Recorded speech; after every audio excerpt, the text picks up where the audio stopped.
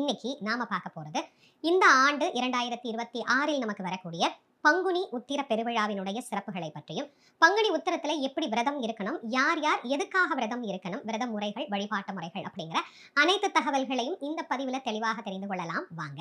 வழிபாடுகளிலேயே சில வழிபாடுகளை பற்றி நாம் சொல்லுகிற போது அநேகமான விஷயங்கள் அந்த ஒரு நாள்ல நடக்கும் அப்படின்னு நம்ம பார்த்திருக்கிறோம். அதுல ஒன்றுதான் பங்குனி உத்திர திருநாள். இந்த பங்குனி உத்திர விரதம் அப்படிங்கிறத கல்யாண விரதம் அப்படின்னு கூட சொல்லலாம். பல தெய்வீக திருமணங்கள் நடைபெற்ற ஒரு அழகான அற்புதமான விரத நாள் அப்படின்னா அது பங்குனி உத்திர விரத நாள் அப்படின்னு சொல்லலாம்.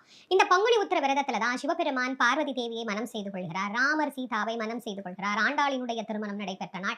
அது மட்டும் இல்ல, முருகப்பெருமான் தெய்வ யானையை மனம் செய்த நாள், சரஸ்வதியை பிரம்மதேவர் தன் நாவிலே ஏற்றுக்கொண்ட நாள். இன்னும் ஒரு படி மேல போய் சொல்லணும் அப்படின்னா மகாலட்சுமிக்கு மகாவிஷ்ணு தன்னுடைய மார்பிலே இடம் தந்த நாள். இன்னொரு சிறப்பும் இந்த பங்குனி உத்திரத்துக்கு இருக்கு. சபரிமலையில எழுந்தருளி அருள் புரியக்கூடிய ஐயன் அவதரித்த திருநாள், ஐயப்பனுடைய அவதார திருநட்சத்திரமாகவும் இந்த உத்திர நட்சத்திரம் பங்குனி உத்திரம் அப்படிங்கிறது கொண்டாடப்படுகிறது. இவ்வளவு சிறப்பு பெற்றது பங்குனி உத்திர திருநாள். இன்னும் நிறைய இருக்கு, நான் கொஞ்சம் தான் உங்களுக்கு சொல்லியிருக்கேன். இது கல்யாண விரத நாள் அப்படிங்கறதுனால கல்யாணம் ஆகணும் அப்படின்னு காத்திருக்கக்கூடியவர்களுக்கு இது ஒரு வரப்பிரசாதமான நாள்.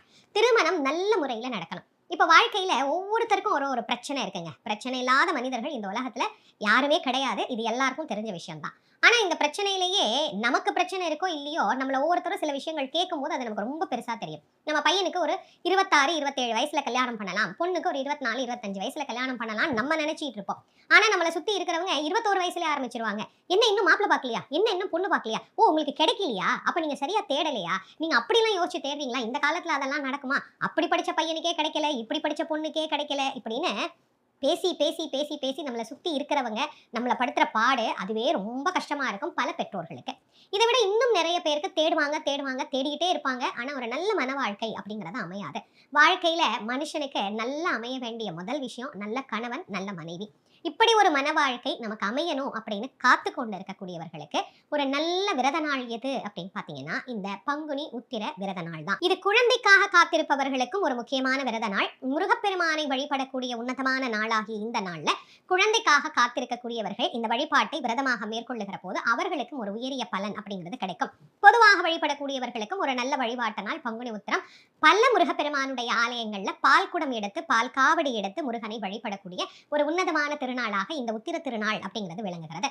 பல வருடங்களாக நான் தொடர்ந்து உத்திரத்தை பத்தி உங்களுக்கு சொல்லிக்கிட்டே இருக்கேன். இருந்தாலும் நிறைய பேருக்கு புதுசு புதுசா பல சந்தேகங்கள் வந்துகிட்டே இருக்கு. உத்திரம் என்னைக்கு கொண்டாடணும், ஒரு நாள் கொண்டாடணுமா, 6 நாள் கொண்டாடணுமா, 48 நாள் கொண்டாடணுமா அப்படின்னு ஏற்கனவே இதுக்கு நான் ஒரு பதிவே போட்டிருக்கிறேன். விரதம் அப்படிங்கிறது எத்தனை நாள் சொல்லப்பட்டதோ அத்தனை நாள் இருங்க, அதுவே போதுமானது. அதிகமா நீட்டித்து இருக்கணும்னா ஏதாவது தேவை இருக்கிறவங்க இருக்க போறாங்க. பங்குனி உத்திர திருவிழா அப்படிங்கிறது ஒரே ஒரு நாள் விழா தான். கோவில்கள்ல கொடியேற்றி செய்யக்கூடிய இடங்கள்ல 10 நாள் திருவிழாவாக நடக்கும். அது பிரம்மோற்சவமாக நடக்கும். அது கோவில் முறை. வீட்டுல நம்ம முருகனை வழிபாடு பண்றது, விரதம் இருக்கிறது ஒரே நாள் தான். இதை செய்யறேன்னு இது கொண்டு செஞ்சு, அதை செய்யறேன்னு அது கொண்டு செஞ்சு புதுசு புதுசா எதையாவது கிளப்பி விட்டு அப்புறம் அதுவே வழக்கமாகி அது பின்னாடியே ஓடுறது நமக்கு பழகி போயிடும். இப்படி தேவையில்லாத விஷயத்துல எல்லாம் மனசு செலுத்தாம சரியான முறையில பெரியவங்க சொன்னதை மட்டும் கடைப்பிடிச்சிட்டு போயிட்டா போதும். அதுவே சிறந்த வழிபாடு.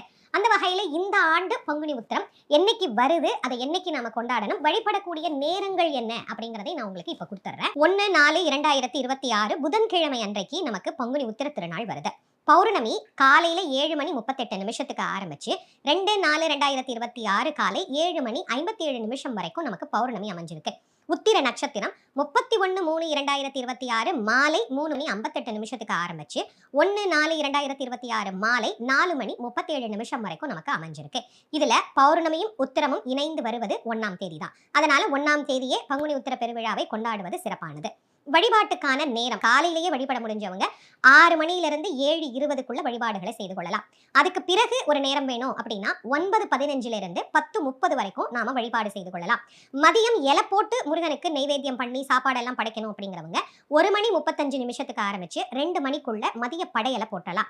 மதியம் எங்களுக்கு நேரமே இல்லமா, மாலையில தான் வழிபட முடியும் அப்படிங்கிறவங்க மாலையில உத்திர நட்சத்திரம் இல்ல, இருந்தாலும் நமக்கு பௌர்ணமி இருக்கு, அதனால 6 மணிக்கு மேல உங்களுடைய வழிபாட்டை செய்து கொள்ளலாம். இப்ப நேரத்தை பத்தின முழு விளக்கமும் உங்களுக்கு நான் கொடுத்திருக்கேன். இதுல நிறைய நேரங்கள் கொடுத்திருக்கேன். உங்களுக்கு எது சௌகரியமான நேரமோ அந்த நேரத்தை நீங்க தாராளமாக பயன்படுத்திக் கொள்ளலாம். அதுக்கு தகுந்த மாதிரி உங்களுடைய வழிபாட்டை நீங்கள் சரி செய்து கொள்ளலாம். ஒண்ணு.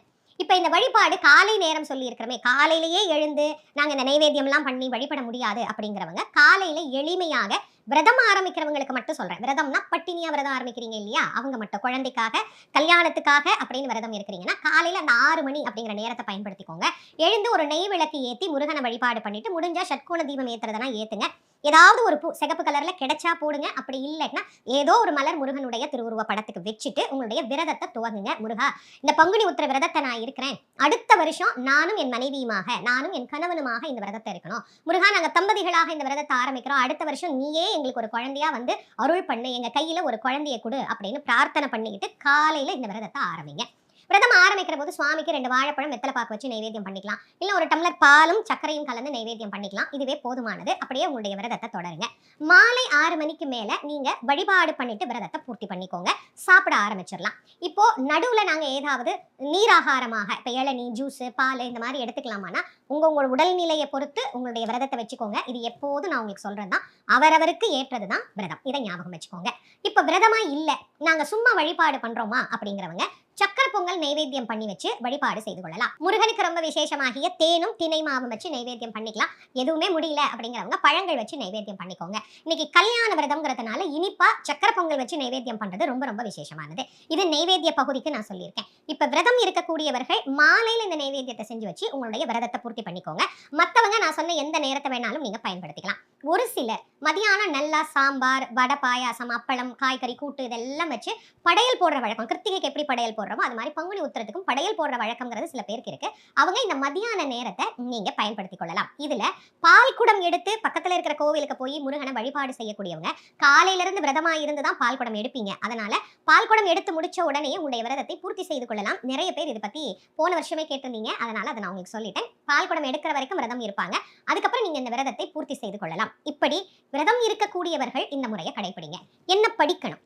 எப்போதும் நான் சொல்றதான் திருப்புகழ் படிங்க, கந்தர் அலங்காரம் படிங்க, அனுபூதி படிங்க. அருணகிரிநாத சுவாமிகள் அருளி செய்த அத்தனையும் இது போன்ற சிறப்புக்குரிய நாட்கள் அல்ல, அன்றாடமே முருகனுக்கு நாம வழிபாட்டுக்கு பயன்படுத்தக்கூடிய மந்திரங்களாகத்தான் நமக்கு அமைஞ்சிருக்கு. ஏற்கனவே முருகனுக்காக சொல்ல வேண்டிய மந்திரங்கள் அப்படின்னு எளிமையா நான் ஒரு 8 பாட்டு உங்களுக்கு கொடுத்துருக்கேன். அதை கூட நான் கீழே டிஸ்கிரிப்ஷன் பாக்ஸ்ல சேர்க்கிறேன். அதை நீங்க படிங்க.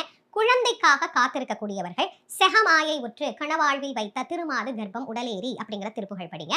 அதே மாதிரி கல்யாணம் ஆகணும் அப்படின்னு காத்திருக்கக்கூடியவர்கள் விரல் மாறனைந்து மலர்வாழி சிந்த மிகவானில் இருந்து வெயில் காய அப்படிங்கிற திருப்புகழை பாராயணம் பண்ணுங்க. யார் யாருக்கு என்னென்ன தேவைகள் இருக்கோ அந்த தேவைக்கு ஏற்றாற் போல உங்களுடைய வழிபாட்டை இறைவன் முன்னாடி சொல்லி வழிபட்டு இந்த பங்குனி உத்திர பெருநாளை சிறப்பாக நாம கொண்டாடலாம்.